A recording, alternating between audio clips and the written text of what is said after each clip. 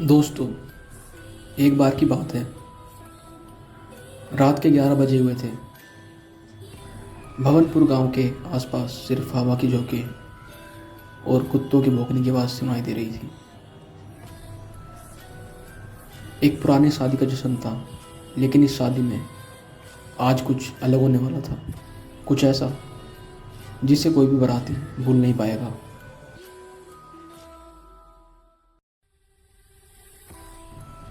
5 दोस्त, उनमें से 3 लड़कियां और 2 लड़के थे। ये लोग काफ़ी अच्छे दोस्त थे और साथ में ही कॉलेज में पढ़ाई करते थे। ये लोग पहली बार किसी गांव की शादी में जाने वाले थे। इनका एक दोस्त कॉलेज स्टूडेंट जिसका नाम था रवि। रवि ने इन सबको अपने चाचा की शादी में गांव में इनवाइट करा था। गांव के लोग अजीब थे, ज़्यादा बात नहीं करते थे। हर किसी की आंखों में एक डर था और सबके बीच एक पुरानी हवेली थी जहाँ से लोग गुजरने से भी डरते थे।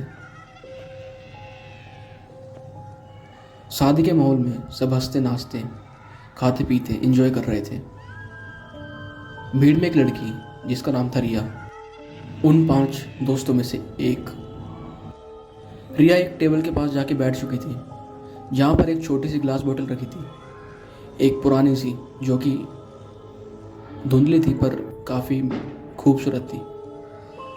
उस बोतल में इत्र था, एक ऐसा सुगंधित जो अजीब तरह से दिल को खींच रहा था। रिया ने बिना सोचे समझे उस इत्र को अपनी गर्दन के पास लगा लिया और जैसे ही उसने इत्र लगाया, एक हल्की सी ठंड उसके शरीर में दौड़ने लगी। गांव के एक बूढ़े आदमी ने यह देखा और तुरंत उसके चेहरे का रंग उड़ गया। उसने कुछ बोलना चाहा पर उसके होंठ कांप रहे थे। रात बढ़ती गई।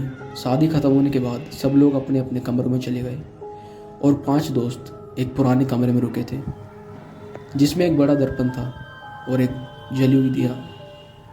रात के करीब 2 बजे थे। रिया ने आंखें खोली। वो सीधा दर्पण के पास सामने जाकर खड़ी थी और धीरे से मुस्कुराई। सुबह सबको लगा वो बस नींद में चल रही थी, लेकिन अगले दिन से रिया बिल्कुल बदल गई।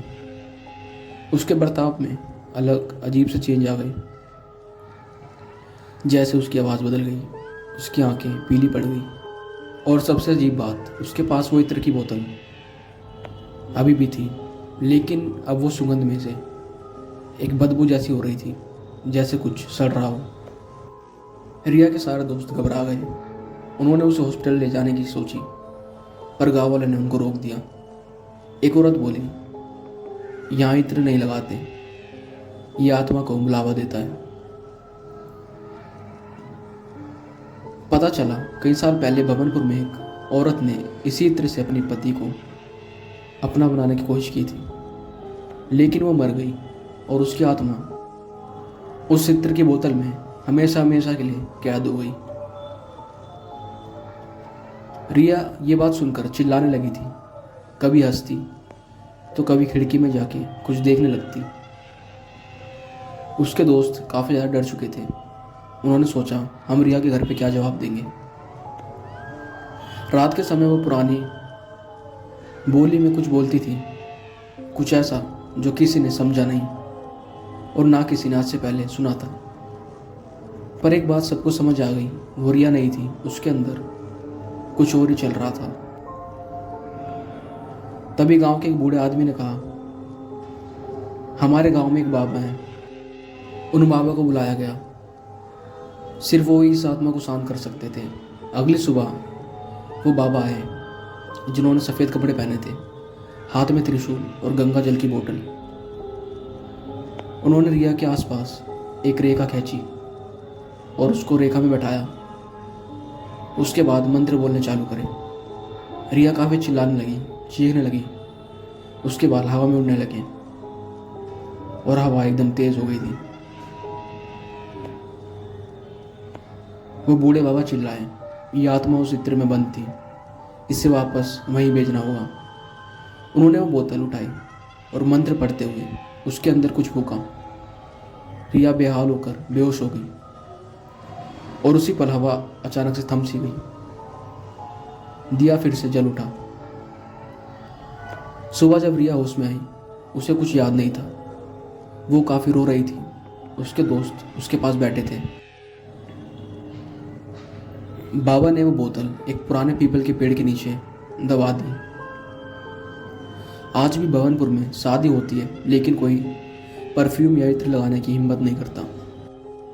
भवनपुर के लोग कहते हैं, अगर कोई परफ्यूम या इत्र की सुगंध रात के 11 बजे के बाद महसूस करे तो समझ जाओ, वो फिर रिया वाली आत्मा फिर से अपना सिवा ढूंढ रही है।